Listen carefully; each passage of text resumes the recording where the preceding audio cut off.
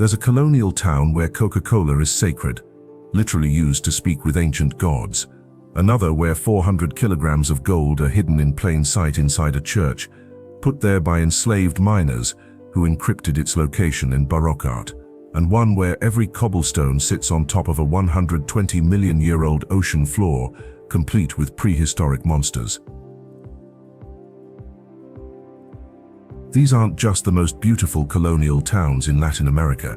These are places where perfection was born from impossibility, where beauty is a mask for something much darker, much stranger, and much more valuable than you've been told. Every plaza has blood beneath its stones. Every church holds secrets that were never meant to survive. Yet somehow, these places achieved a perfection that modern cities can't replicate. Colonial towns built for extraction and exploitation became so beautiful that millions travel across the world just to walk their streets. But how did oppression create art? How did suffering birth such beauty? By the end of this journey, you'll know exactly where to find Latin America's most photographable streets and the shocking stories behind them. You'll discover towns where the darkest chapters of history produced the most beautiful places on Earth. Town number 1 was built on the world's richest silver mountain and the bodies of 8 million people. Town number 3 practices Christianity, mixed with Coca-Cola rituals so powerful that the Vatican gave up trying to stop them. And our final town, destroyed by earthquakes 3 times, yet each time rebuilt, following an ancient Mayan alignment which the Spanish didn't even know they were preserving.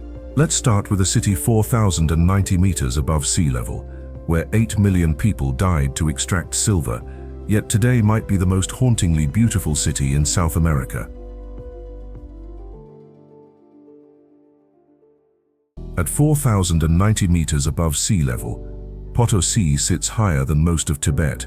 But altitude isn't what makes this city impossible. It's what's underneath it, and who's still down there.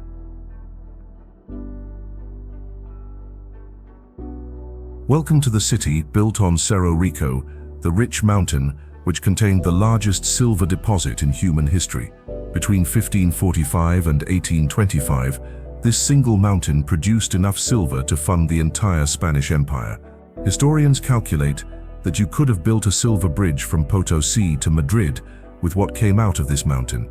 But here's what your history teacher didn't tell you.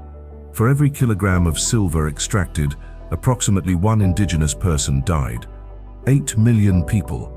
That's not a statistic, that's a Holocaust that lasted 300 years.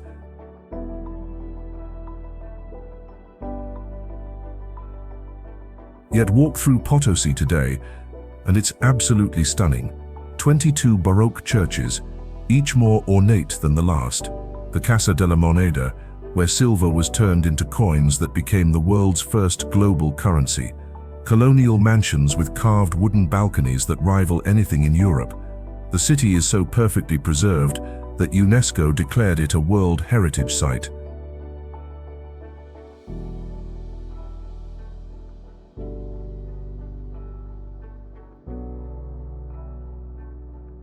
But here's the dark secret that makes Potosí truly impossible.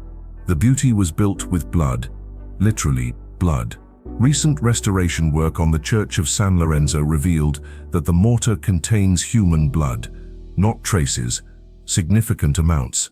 The Spanish mixed indigenous blood into the mortar, but not as random cruelty. They believed it would trap the souls of dead miners in the walls, preventing them from rising up in revenge.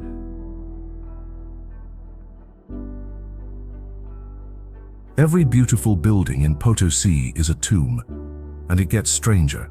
The miners who work Cerro Rico today, yes, it's still an active mine, don't pray to God, they pray to El Tío, the devil, because as they say, God doesn't live underground. Every Friday, they leave cigarettes, coca leaves, and pure alcohol for a devil statue deep in the mountain.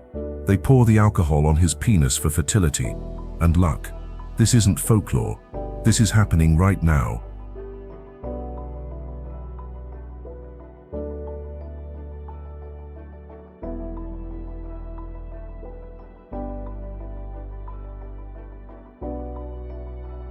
Western mining companies have tried to modernize Cerro Rico. They all failed. The mountain locals say belongs to El Tío. He decides who finds silver and who finds death. And statistically, something strange does happen here. Cooperative miners using 16th century techniques often outperform modern mining operations. They find veins of silver that ground-penetrating radar misses.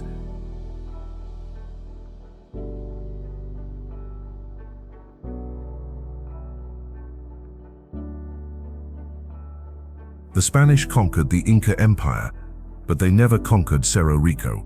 The mountain still belongs to indigenous spirits. Here's what archaeologists just discovered. The ornate Baroque facades on Potosí's churches contain hidden indigenous symbols. The Virgin Mary in the cathedral has the shape of Cerro Rico hidden in her dress. She's literally the mountain in disguise. The angels in San Lorenzo Church have indigenous facial features. The Spanish thought they were imposing Catholicism. Instead, they were building monuments to indigenous resistance.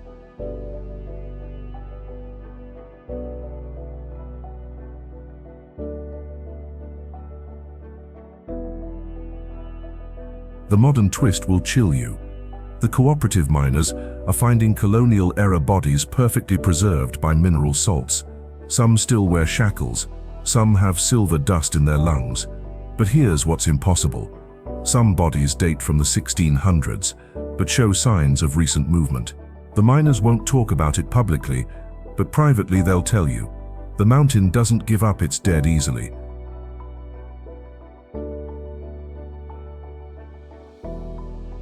For visiting Potosí, fly to Sucre, then take a 3-hour bus ride for $5. Stay at Hotel Colonial for $40 per night. It's built in a colonial mansion where silver traders once lived. Take the cooperative mine tour for $15. But be warned, you'll be given dynamite to gift to miners, you'll drink 96 proof alcohol at 8 a.m., and you'll meet El Tío. The Casa de la Moneda tour, costing $4, shows you the machines that created the world's economy. Altitude sickness is serious here. Take Diamox pills and coca tea. Potosí found beauty in death. But what about a town that found treasure in isolation? Our next city was deliberately cut off from the world for 200 years, and that isolation created something impossible.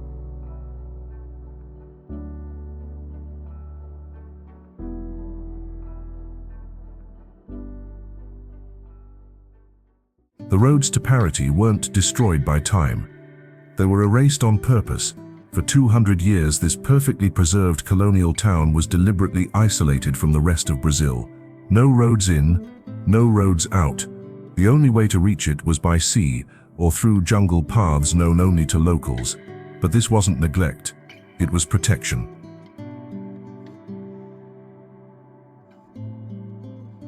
Paraty was hiding something worth more than all the gold that passed through its port. Between 1650 and 1850, Paraty was the second most important port in Brazil. All the gold from Minas Gerais passed through here on the Caminho do Ouro, the gold path. The town should have been a target for every pirate in the Atlantic. Instead, it remained untouched. Why? Because Paraty had a secret weapon, cachaça. Not just any cachaça, a specific recipe that historians now believe funded Brazilian independence. The cachaça from Paraty was so valuable that in 1700 it was used as currency throughout the Portuguese Empire. Ships would arrive full of African slaves and leave with barrels of Paraty's special brew. The recipe was so closely guarded that producers would kill their own family members if they threatened to reveal it.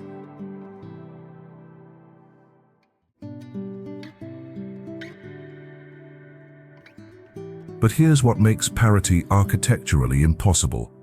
The streets flood on purpose. At high tide, seawater flows through specially designed channels, flooding the historic center with 30 centimeters of water. Tour guides tell you this was an engineering mistake. They're lying. The flooding streets were designed to clean slave blood from the cobblestones daily. The slave market was in the center of town. Executions happened in the main plaza. The Portuguese knew that blood in the streets would lead to disease and uprising, so they engineered the streets to flood twice daily, washing everything out to sea. The slaves who died building Paraty were literally washed away by the Atlantic, twice a day, every day, for 200 years.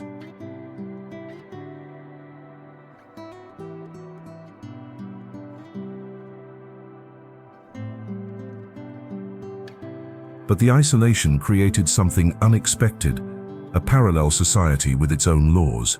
When Brazil abolished slavery in 1888, Paraty had already freed its slaves 20 years earlier, not from compassion, from economics.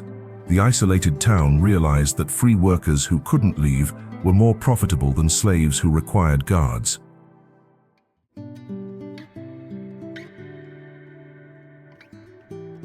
This isolation preserved something extraordinary. Paraty has 65 islands and 300 beaches, most accessible only by boat. The jungle around it contains the northernmost population of Antarctic beech trees. They shouldn't exist at this latitude. Scientists can't explain it. The trees are 1,000 years old and genetically identical to trees in Chile, 3,000 kilometers away. The curse of isolation became Paraty's salvation.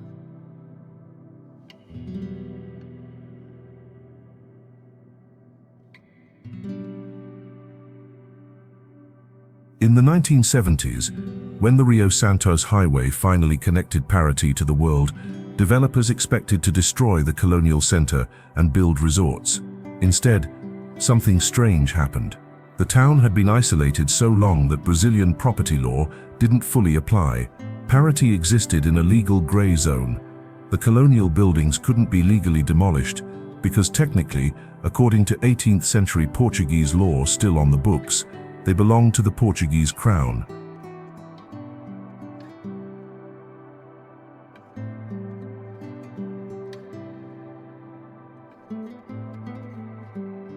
Today, Paraty's historic center is so perfectly preserved that walking its streets feels like time travel. But it's not frozen. It's evolved. The flooding streets that once washed away blood now create a mirror effect that photographers pay thousands to capture. The cachaça that funded slavery now funds liberation. The distilleries are all owned by descendants of slaves who use the original recipes their ancestors were killed for protecting.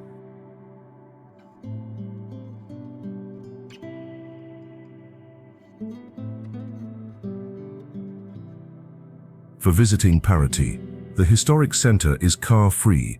Stay in a colonial pousada for $60 to $100 per night. The Casa de Cultura explains the flood system. Take a boat to Praia da Lula, the beach where pirates supposedly buried treasure that's never been found. Try the local cachaça at Alambique Pedra Branca, but carefully, it's 48% alcohol and made with ingredients that are still family secrets. Visit at full moon when the flooding streets turn silver.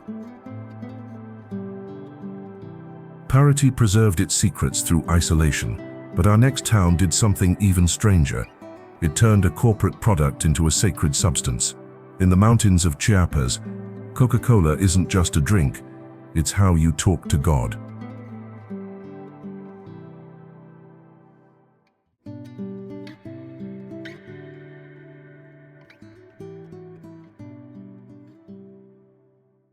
In the church of San Juan Chamula, just outside San Cristobal de las Casas, something happens that Coca-Cola's marketing department doesn't advertise. Indigenous Mayans drink Coca-Cola to speak with their ancestors. Not metaphorically, not symbolically. They believe the carbonation carries their prayers to the spirit world.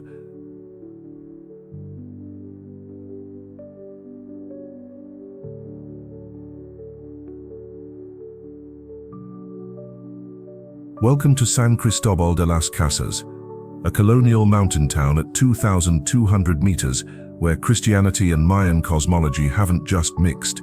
They've created something entirely new, something that shouldn't exist in the 21st century, something that makes anthropologists question everything they thought they knew about religious syncretism.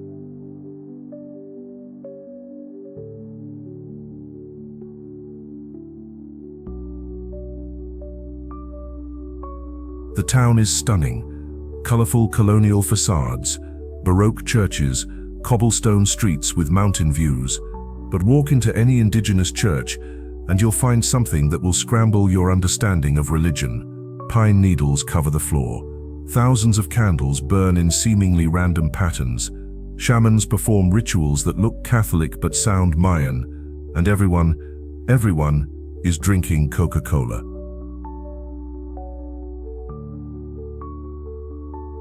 Here's the story no one tells. In the 1960s, Coca-Cola executives made a deal with local shamans.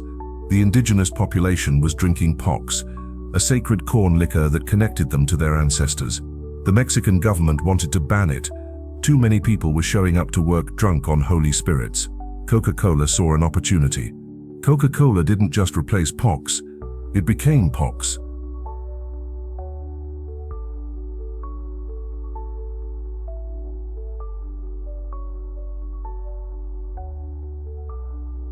The shamans agreed to substitute Coca-Cola in their rituals, but only after Coca-Cola agreed to something unprecedented. They would never change the formula for bottles sold in Chiapas. To this day, Mexican Coca-Cola sold in San Cristobal has a slightly different recipe than anywhere else in Mexico. The company denies this, but chemical analysis shows higher carbonation and different sugar ratios.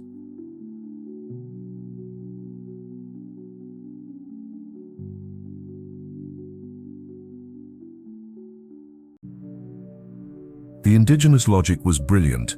Carbonation, like alcohol, changes your body's state. The bubbles rise like spirits. The sugar provides energy for spiritual journey. The caffeine keeps you awake during all-night ceremonies. The dark color resembles pox. Coca-Cola became the first corporate product to achieve religious status.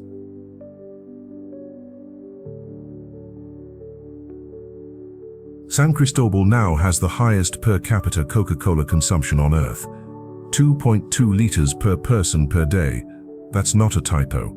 Every man, woman and child drinks over 2 liters daily. Diabetes rates are astronomical. But here's what Western doctors don't understand. The locals distinguish between spiritual diabetes and physical diabetes. They believe one is the price of communicating with gods, the other is just biology. We gave up our blood for their gold. Now we give up our blood sugar for their gods.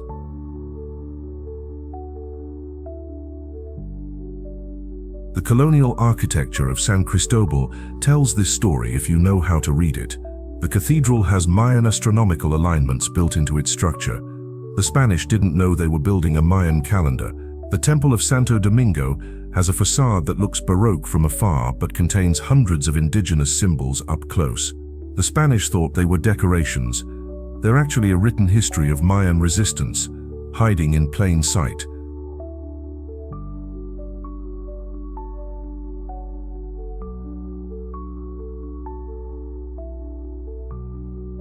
The town's economy runs on this impossibility. Tourists pay premium prices to witness authentic ceremonies that are actually radical post-colonial inventions.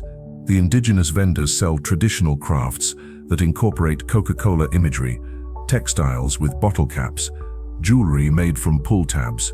They're selling their cultural adaptation back to the culture that tried to destroy them.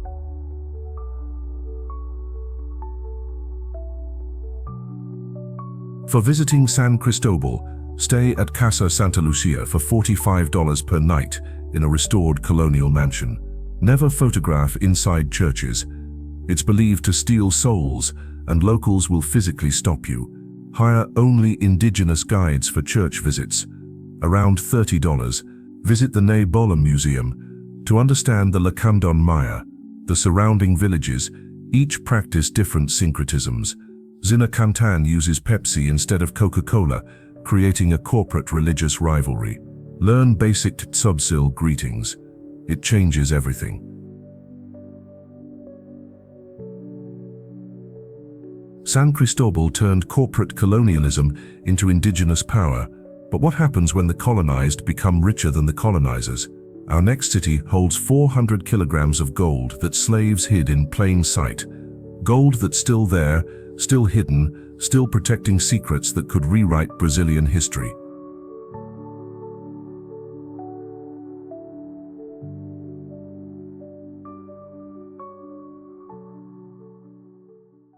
In the Church of Santa Efigenia in Ouro Preto, there are 400 kilograms of gold leaf decorating the altar. Everyone can see it. No one can find it all, because the enslaved artists who applied it hid most of it in ways that only they could see. Recent restoration with modern scanning technology found gold in places that shouldn't exist, inside solid wood, between paint layers that should be separate, in patterns that only make sense if you understand Yoruba cosmology.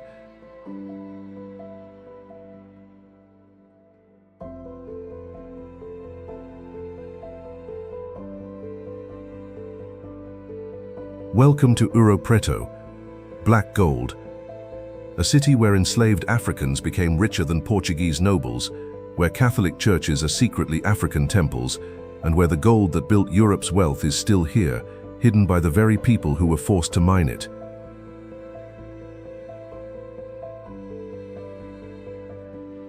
The numbers don't make sense. This town has 13 Baroque churches, each containing between 300 and 500 kilograms of gold. That's over 5,000 kilograms of gold in a city that Portugal supposedly drained of wealth. The Portuguese records show they extracted everything. The evidence shows they extracted only what they were allowed to see.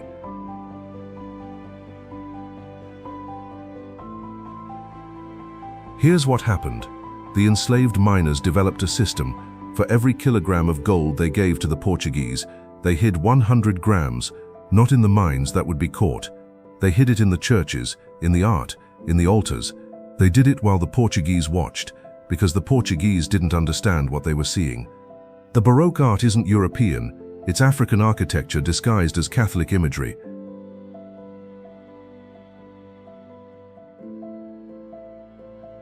The Church of Santa Efigenia was built by Chico Rey, an enslaved Congolese king who bought his freedom with gold he hid in his hair. That's the story tourists hear. Here's what they don't tell you. Chico Rey established a brotherhood that systematically bought the freedom of every enslaved person in Ouro Preto. By 1750, the city had more free blacks than enslaved ones. The Portuguese couldn't understand where they got the money.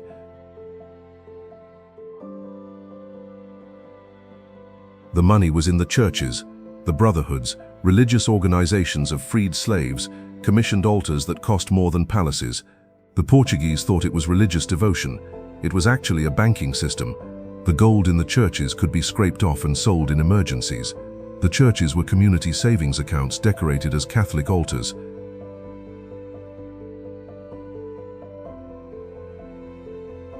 But here's the impossible part.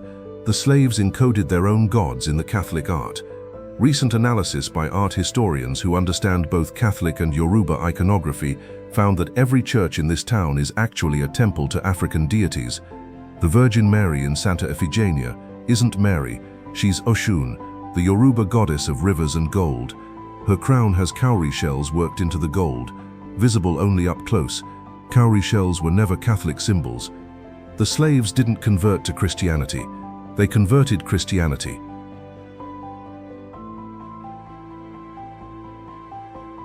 The ceiling of the San Francisco church has what looks like a typical Baroque heaven. Look closer. The angels are arranged in the pattern of Yoruba cosmology. The clouds are actually waves, the Atlantic Ocean that separated the slaves from Africa. The gold stars map actual African constellations that aren't visible from Brazil. The enslaved artists were painting the sky over Africa, the sky they'd never see again.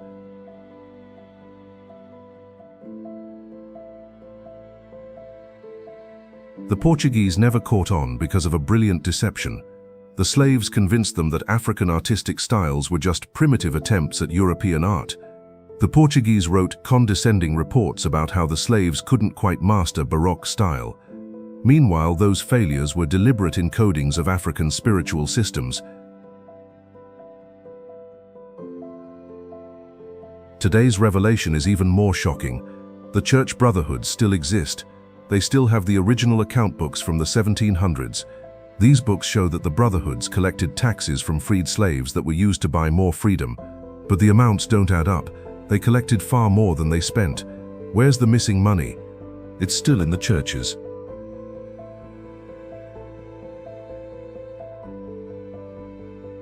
The modern irony is perfect. Ouro Preto is now one of Brazil's richest tourist cities, The gold that Portugal thought they stole is generating millions in tourism revenue for the descendants of slaves. The Brotherhoods own prime real estate. The tour guides are mostly black.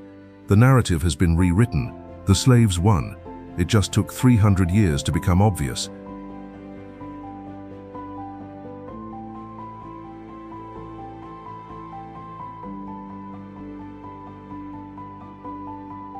Visiting Ouro Preto. Stay at Sola do Rosario for $80 per night. It's a converted colonial mansion. Visit during Semana Santa to see Afro-Catholic processions that maintain 300-year-old traditions. Hire Brotherhood-approved guides who can explain the African symbolism. The Church of Santa Efigenia is essential. Go early morning when light reveals hidden details. The Mina do Chicorrei tour shows where the king worked. Try the local cachaça with gold flakes. It's based on a freedom celebration drink. Ouro Preto hid freedom in gold. But what if an entire town was built on something even more valuable than gold?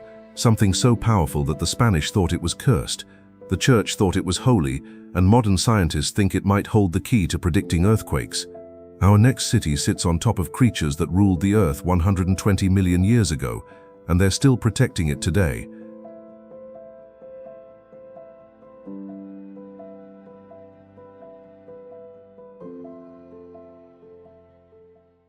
Beneath the cobblestones of Vila de Leyva's plaza lies a complete 120-million-year-old Kronosaurus. Not a fossil fragment, not scattered bones, a perfect 20-meter marine predator, preserved in stone, discovered when they tried to install modern plumbing. But here's what archaeologists can't explain. The Spanish colonists knew it was there. They built the plaza specifically to cover it.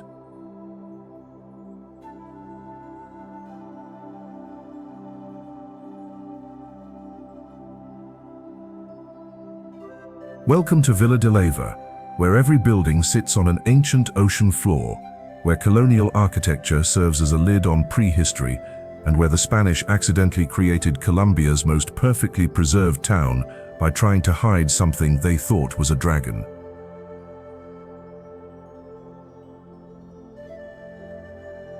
The town looks impossibly perfect. Colombia's largest colonial plaza at 14,000 square meters, surrounded by white buildings unchanged since 1572. But its perfection comes from fear. The Spanish built Vila de Leyva on top of what they believed was a field of dragons. Indigenous peoples had warned them. Don't dig here. The Spanish thought it was superstition. It was not.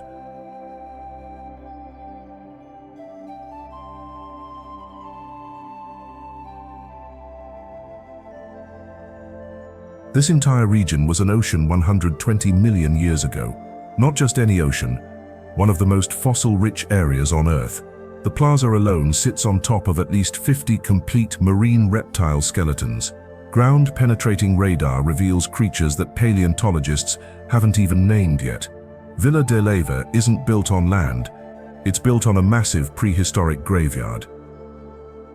We live on monsters, and the monsters keep us safe.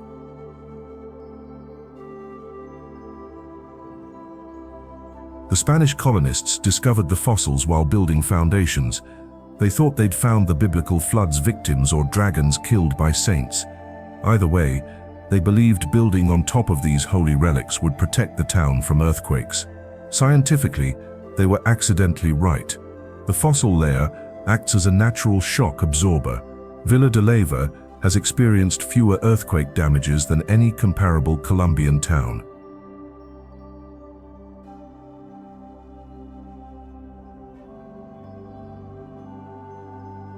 But the indigenous Muisca people knew something the Spanish didn't. These weren't dragons or flood victims.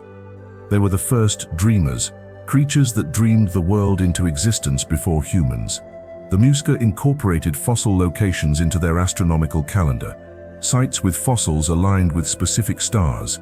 Vila de Leyva was built on the most important alignment, the one that points to the Pleiades, the stars that announce planting season. The town's perfect preservation isn't from good planning, it's from fear of disturbing the dead.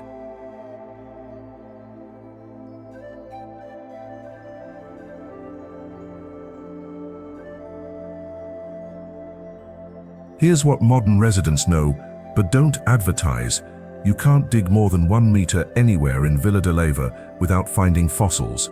Every construction project becomes an archaeological site. Every garden might contain a new species. The town council has an unofficial policy. If you find something, you cover it back up, report it, and your property becomes a protected site you can't develop.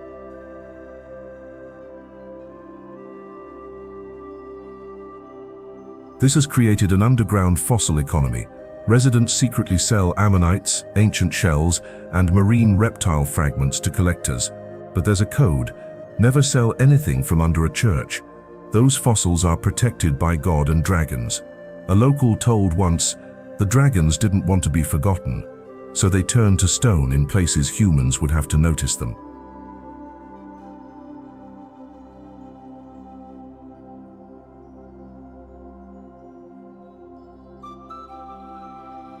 The colonial architecture reflects this prehistoric presence. The Church of Our Lady of the Rosary has pillars that intentionally incorporate visible fossils. The Spanish thought they were decorative stones. They're actually 100-million-year-old ammonites, spiraling through the columns like frozen DNA. The altar sits directly above what ground-penetrating radar shows is a massive marine reptile, possibly bigger than the Plaza Kronosaurus.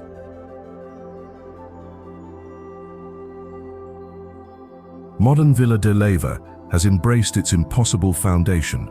The town hosts Colombia's largest astronomy festival because the clear mountain air and the ancient astronomical alignments create perfect stargazing.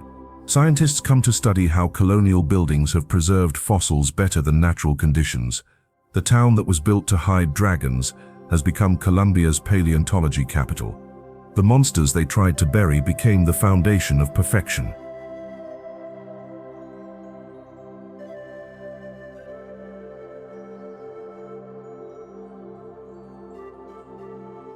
For visiting Villa de Leyva, 3 hours from Bogotá by bus for $15. Stay at Hospederia La Roca for $50 per night. It has fossils in the walls. The Saturday market hasn't changed since colonial times. Visit the Paleontological Museum to understand what's under your feet. The Fossil Museum has a complete plesiosaur. The El Infiernito archaeological site shows pre-Columbian astronomical observations. Best in December for the Festival of Lights, when candles outline the fossils in the plaza. Villa de Leyva stands on prehistoric time, but what about a town that can't even agree what time period it's in? Our next city changes nationality so often that locals have given up trying to keep track.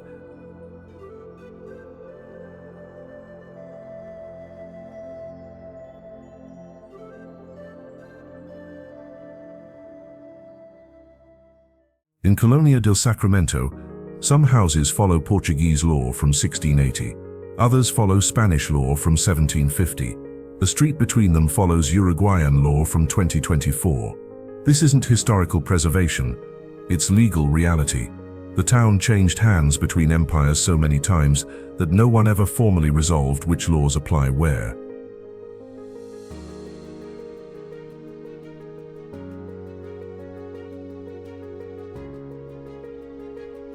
Founded by the Portuguese in 1680, captured by Spain that same year, returned to Portugal, taken by Spain again. Back to Portugal. Spain, Portugal. Spain, Buenos Aires. Brazil, Argentina, finally Uruguay. 13 different flags, creating a town with the world's most complex legal DNA. And here's the secret: the confusion is profitable. The constant invasions weren't about territory, they were about creating legal loopholes.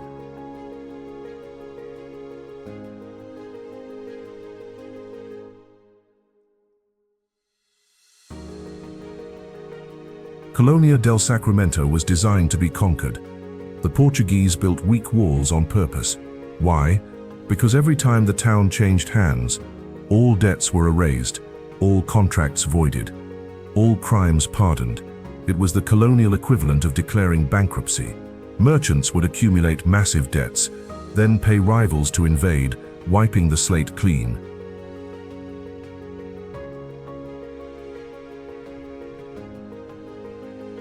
Today's Colonia is architecturally schizophrenic, and gloriously so. The Barrio Histórico has Portuguese houses with thick walls and small windows next to Spanish houses with patios and tile roofs. But look closer. Some buildings switch architectural style halfway up. These are structures that changed nationality during construction. The bottom floor is Portuguese, the top floor is Spanish, and no one thought to unify them.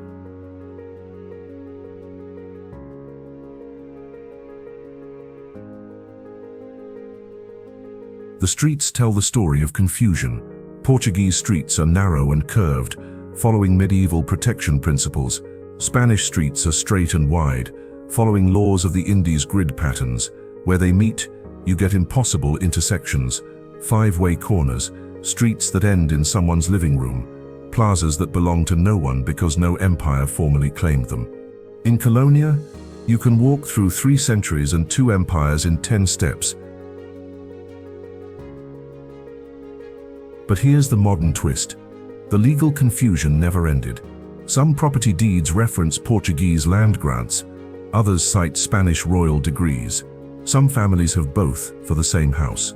International law says these historical claims might still be valid. The result? Colonia exists in a temporal legal bubble where past and present overlap.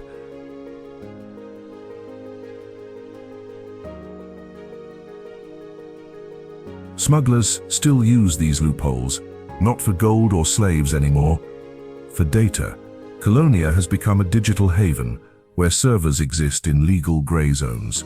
Cryptocurrency traders, online casinos, and data farms operate here because technically, depending on which historical law you cite, they're not in Uruguay, they're in 1750s Portugal or 1680s Spain, where modern regulations don't apply.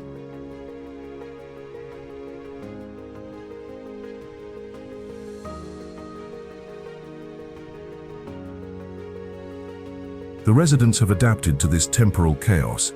They practice selective nationality, choosing which historical period benefits them most for any given situation. Opening a restaurant? Use Spanish law for looser regulations. Property dispute? Portuguese property rights are stronger. Tax issue? Modern Uruguayan law is most favorable. It's not fraud, it's navigation of genuinely overlapping legal systems.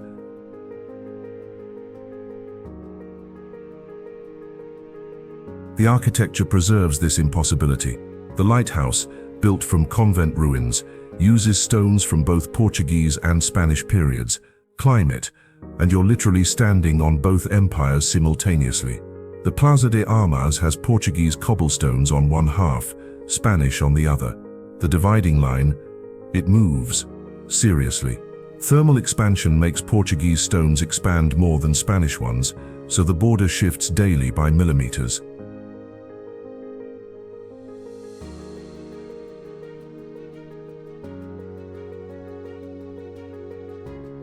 UNESCO tried to fix Colonia in 1995 by declaring it a World Heritage Site. Instead, they made it worse. Now there are Uruguayan preservation laws, UNESCO international guidelines, and the historical Portuguese and Spanish laws, all applying simultaneously. A local architect once said, "To change a doorknob, I need permission from 3 centuries of government." The chaos became the attraction.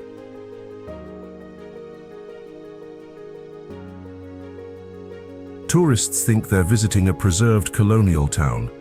They're actually visiting a temporal anomaly, a place where past and present never separated.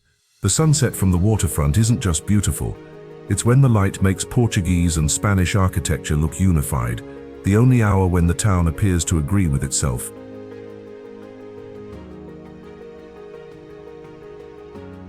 For visiting Colonia, book a day trip from Buenos Aires by ferry for $50 per round trip, or stay overnight at Posada Plaza Mayor for $70 in a Portuguese captain's house. Walk the murales at sunset. Rent bicycles to explore. Cars struggle with the temporal street layout.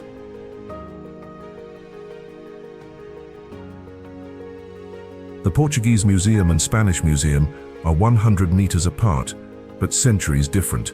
Eat at hidden Portuguese restaurants that only locals know. Ask for bacalhau houses. The graffiti street isn't vandalism, It's modern commentary on historical confusion. Colonia can't decide its identity, but our final city has the opposite problem. It knows exactly what it is, and that's why it keeps getting destroyed. Yet every destruction makes it more perfect.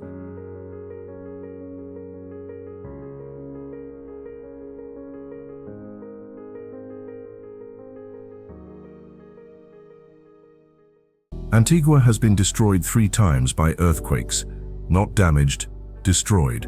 In 1773, the earthquake was so powerful that the Spanish crown ordered the city permanently abandoned.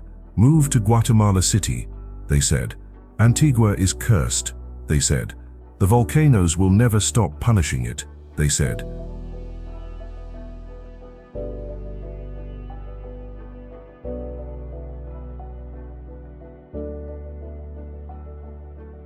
The Spanish were right. The volcanoes haven't stopped. Antigua experiences earthquakes weekly. Volcán de Fuego erupts regularly, raining ash on the city. By every measure of logic, Antigua should be abandoned ruins. Instead, it's the most perfectly preserved colonial city in Central America. Antigua discovered something. Destruction is just another form of preservation. The earthquakes don't destroy Antigua. They select what survives.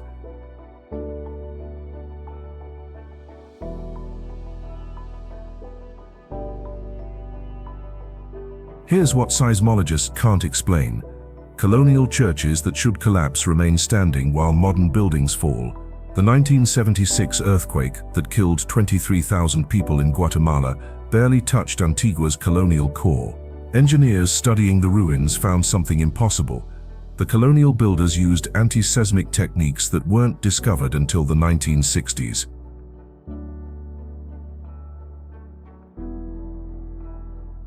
The secret was hidden in plain sight.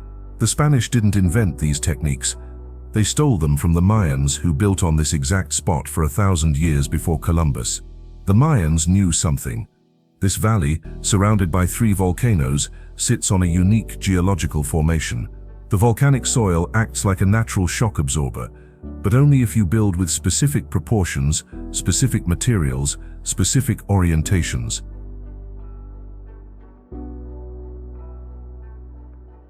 The Spanish accidentally preserved these proportions when they built churches on top of Mayan temples.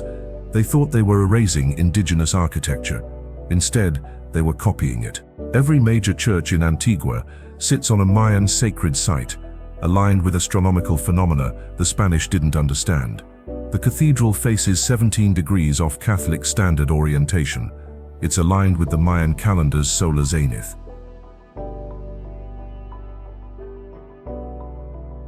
But here's the dark secret. The 1773 abandonment was fake. Oh, the government moved to Guatemala City. The rich Spanish left, but the indigenous population and mixed-race residents stayed. For 100 years, Antigua existed as a shadow city, officially abandoned, but actually inhabited by thousands who maintained the buildings, preserved the traditions, and kept the city alive in secret. The ruins were never ruined. They were deliberately maintained as ruins.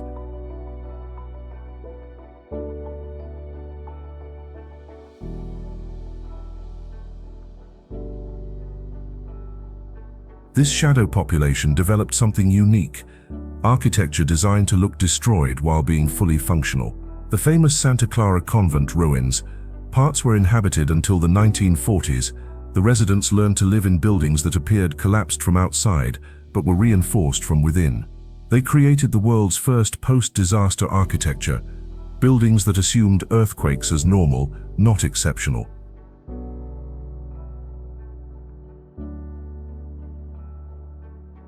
The indigenous population knew what the Spanish never learned. You don't fight the volcanoes, you negotiate with them. Every Easter, long before Catholicism arrived, ceremonies were held to pay the volcanoes for another year of relative calm. These ceremonies continue today, hidden within Catholic Semana Santa processions.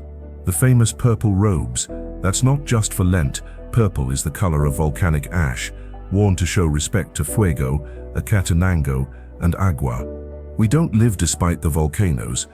We live because the volcanoes allow it.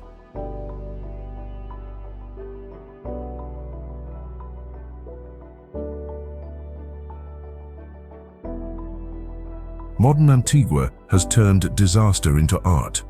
The ruins aren't cleared, they're incorporated.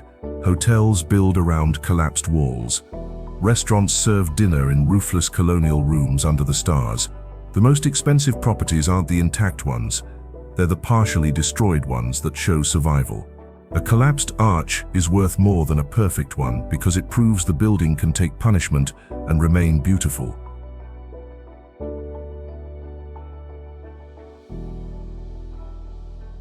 The city's economy runs on this impossibility.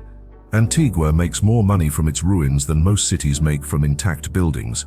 Wedding photographers charge premium prices for shots in front of collapsed churches. The backdrop of active volcanoes adds another zero to property values.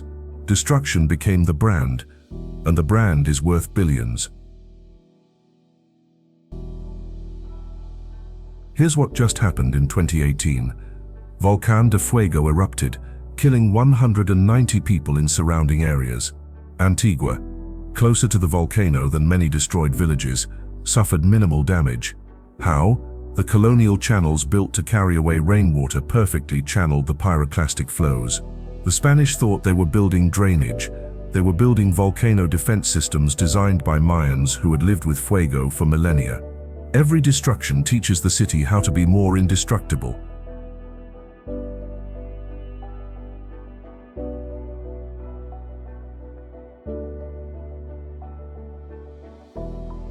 The reconstruction after each earthquake follows patterns that archaeologists just decoded. The city doesn't rebuild randomly. It rebuilds following the Mayan calendar's mathematical ratios. Buildings destroyed on certain calendar dates are rebuilt with specific proportions. It's not superstition. These proportions match harmonic frequencies that resist seismic waves. The Mayans encoded earthquake resistance into their calendar, and Antigua still follows it, knowingly or not. But here's the truly impossible part. Antigua is getting stronger.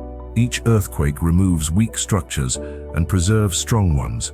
Each rebuilding incorporates lessons from the last destruction.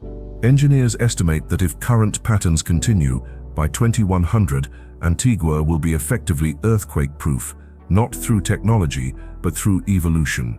The city is literally evolving to survive its environment.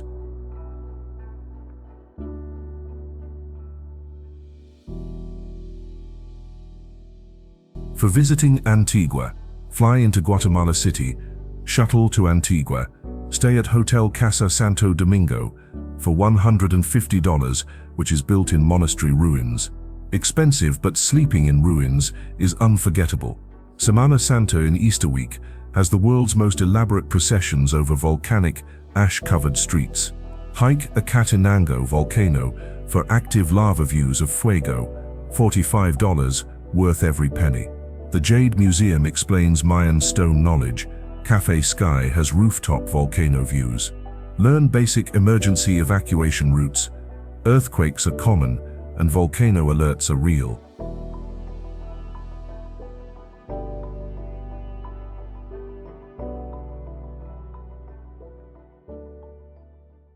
We've just traveled to 7 colonial towns where beauty and darkness are inseparable, where Coca-Cola became sacred, where gold hidden by slaves still gilds churches, where prehistoric monsters protect cobblestones, where towns change nationality daily, and where destruction is just another word for preservation.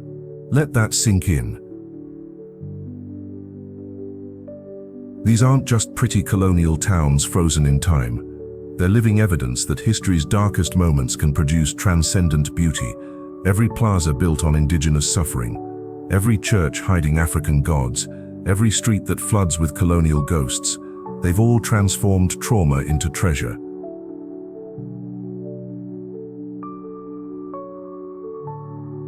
But here's what changes everything.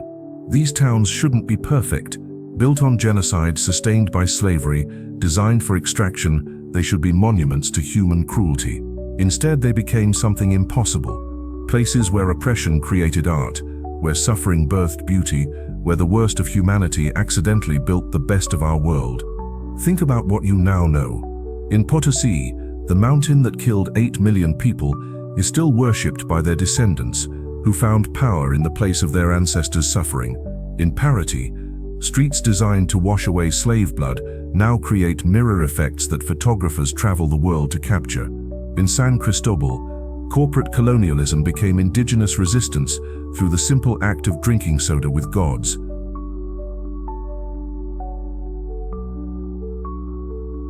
Colonial beauty isn't despite the darkness, it's because of it.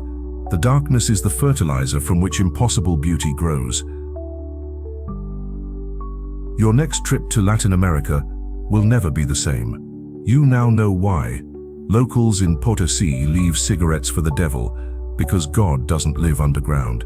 Why Paraty's streets flood on purpose to wash away memories that refuse to disappear. Why you should never photograph inside San Cristobal's churches, because cameras capture souls, and these souls have already been captured enough. You're no longer a tourist, you're a keeper of secrets that most guides won't share. But here's the question that should haunt you. If these towns could transform humanity's darkest impulses into its most beautiful creations, what does that say about suffering and beauty? Are they opposites? Or are they dance partners? Can true beauty exist without darkness to define it? And more personally, what darkness in your own life might be waiting to transform into something beautiful? What trauma could become treasure? What impossible situation might actually be the foundation for perfection you can't yet imagine? These 7 towns prove something profound. Perfection isn't the absence of flaws, it's the transformation of flaws into features. Every crack in Antigua's churches tells a survival story. Every hidden symbol in Ouro Preto's gold whispers of resistance. Every flood in Paraty's streets washes away what needs forgetting while preserving what needs remembering.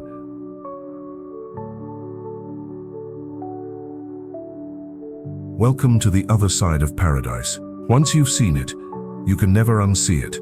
And maybe that's the point. Maybe these towns exist to remind us that humans are capable of alchemy, of turning lead into gold, suffering into art, impossibility into perfection. The Spanish conquistadors thought they were building monuments to their empire. The Portuguese believed they were creating wealth extraction machines. They were both wrong. They were building schools. Schools that teach us that beauty and darkness aren't opposites, they're ingredients. And the most perfect places on earth are the ones that learn to mix them in just the right proportions. These 7 colonial towns shouldn't be this perfect, but they are. And now you know why.